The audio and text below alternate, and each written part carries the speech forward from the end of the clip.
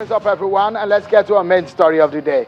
President Muhammadu Buhari and some other presidential candidates and political party chieftains today signed the peace accord ahead of the general elections in 2019. Some of the items on the accord include running an issue-based campaign and refraining from speeches that would incite violence. The accord also entails the candidates to support the Independent National Electoral Commission to ensure a free and fair process, among other issues. President Buhari was accompanied to the event by the national chairman of the All Progressives Congress APC, Adamso Shomale. However, the presidential candidate of the People's Democratic Party PDP and former Vice President Atiku Abubakar and that of the Allied Congress Party of Nigeria ACPN, Dr. Obi Ezekwesili, were among prominent candidates absent at the signing ceremony. Let's talk about this, everyone. Joining me to discuss the issues raised at the peace accord and what prompted the peace accord meeting and the agreement is a key member or the convener of the peace committee, Reverend Father Matthew Kukah, is also the bishop of the Sokoto Diocese. Thank you so much, my bishop, for coming on the program tonight. Thank you. First, let's clear, because there are issues as regarding the reason why the PDP candidate was absent. He said he was not properly invited. Is that true? Well, the good thing is that, first of all, what happened today did happen. And I'm here to also help to clarify what the issues really are. I have here with me a copy of a letter which we sent to all political party chairmen announcing this event. And this is the letter that we sent, which was acknowledged in the office of Chief Prince Uche Sokundus, the chairman of the PDP. So what happened is purely and simply a communications problem, and I think we will rectify it. Just as we are coming out after the signing of the peace accord, a gentleman accosted me and said, look, here's my presidential candidate. The event is already over. His flight was delayed. I think the most important thing is we will try and do everything possible. These things happen. But I don't think, and I'm happy that it was just a question of an administrative error on the part of their secretariat. But the office of the Peace Committee will remain open for anybody else who, either due to communication problems, didn't actually get their letters of invitation. And, we are open. So we'll be more than happy. Perhaps it will be less dramatic, let me put it that way. But people are more than welcome to still seek redress, if I may put it that way. And the office is open. People can come and append their signatures. The important thing is the commitment. Because the candidate of the PDP was not there. The leadership of the PDP was also absent in that meeting. But do you have commitment from the People's Democratic Party, that's the main opposition party, that they are agreeing into some of what has been drafted into the peace accord today? Actually, from the point of view of the text of the peace committee, it will be difficult to find any politician in Nigeria who will say no to anything that can bring about peace, because there has to be a peaceful country before, anybody can govern. So I don't think that any politician means anything bad. Like I said, the best we can do, we created an atmosphere, we created an opportunity to signpost our commitment, and I think by extension, the politicians. So to a great extent, the peace committee was just a midwife. And all we needed to do was, the game is their own. They are the ones who are going out to campaign. And they've signed on to a commitment that, because the real thrust of the document is we are signing into the fact that we will not be involved in hate speeches. We will not do anything that will divide our people. We'll not do anything that will create an atmosphere of violence. And they were signing on to this. And that they are also signing on to a commitment to cooperating with the relevant government agencies. And all those things were pretty well stated. So it's not, I don't think that anybody who didn't turn up did so just out of, absolute because sense of malice. Dr. Obi Ezekwesili too was not there. Well, I don't know. Also not there. Well, I take it. I don't have a record of who was there and who was not there. Obi is my friend.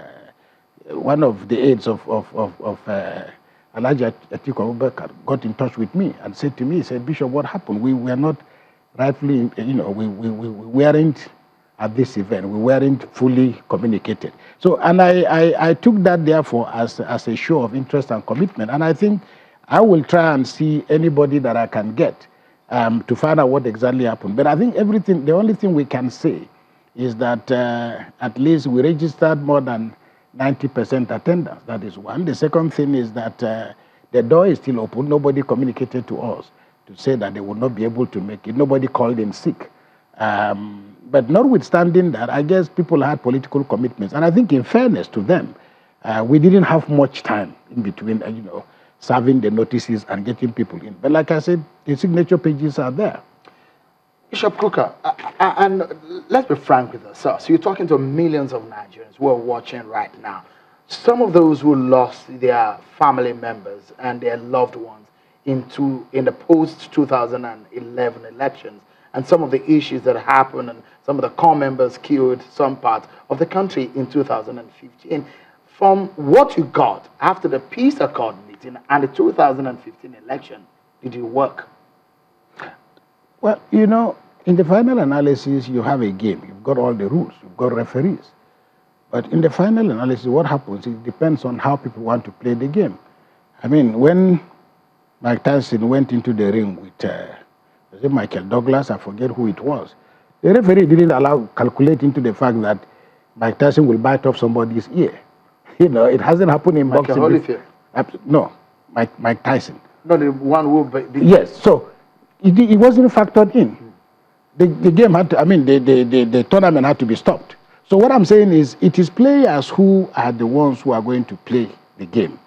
All we've tried to do is to create the necessary condition. In the final analysis, the key actors have their own role to play.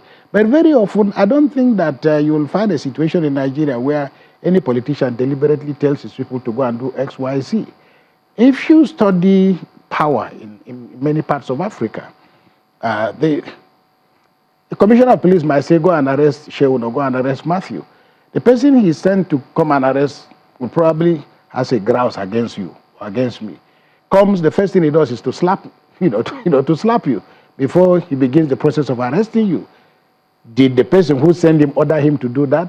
So I think the situation here is that we are largely a developing country with a lot of ill-informed people whose sense of loyalty and commitment is to individuals, their ethnic groups, and so on. So politics becomes for them a little mini war.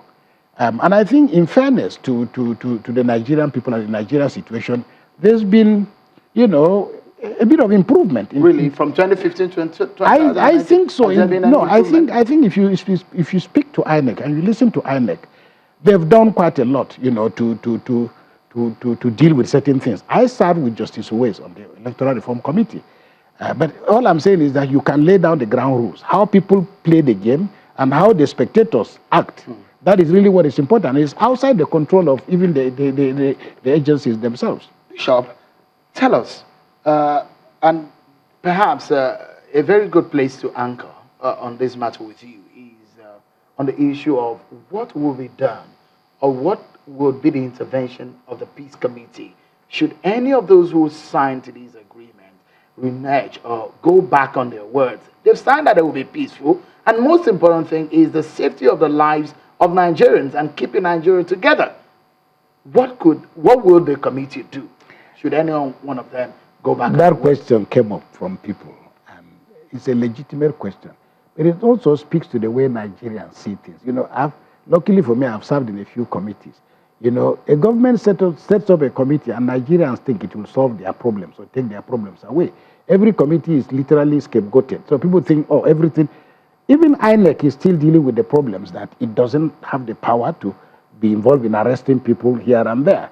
The Peace Committee is a voluntary organization. Everybody who is there, there's nobody receiving a salary. Everybody who is there, and these are extremely busy people, are doing it out of a sense of commitment and patriotism. General Abdul Salam, as you know very well, is very much involved with peacekeeping and peacemaking across Africa. Everybody you saw here today has had to freeze their calendar to accommodate this. Because we're out of time, Bishop, just in 30 seconds, if you may close now. Do you have any fears as to anything that could threaten peace for the 2019 election? Oh, absolutely. There's a lot to be fearful of. One is, I think, and all you need to do is to look at how the processes of selecting candidates happen among parties themselves. There are also a lot of other issues that are still, on the ground. We've not closed the door on Boko Haram. There are, you still have, the Shiites in this way and that way. So, I mean, there's a lot of work for everybody. But I think that the first thing that everybody must have to sign on to is that we have to have a country before we can be, president or anything of that nature. It's indeed a great pleasure to have you, Reverend Father Matthew Kukah, for coming on a day like this when the peace accord was signed. Thank you so much for coming on the program today. Thank you so much. At least for the sake of it, I'm Bishop Kukah. Thank you so much. But I'm happy, like everybody, I'm Father Kukah to you. Thank you so much. Thank you. It's a pleasure having him on the program. The Bishop of Sokoto Diocese and the convener of the Peace Committee. We take a moment on the program. And when we come back, we get some other perspectives to the peace agreement signed today by the politicians. How can we ensure a peaceful 2019 election? Gets our attention.